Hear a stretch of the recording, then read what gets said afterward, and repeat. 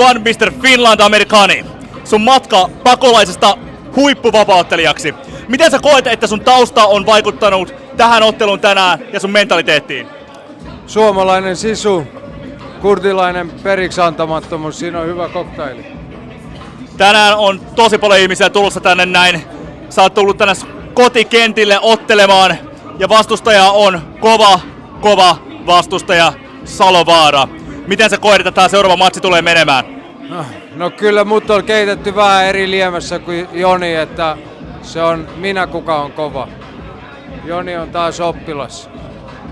Vähän kun sun otteluita on selvittänyt ja sulla on tosi vahva toi luovutuspeli.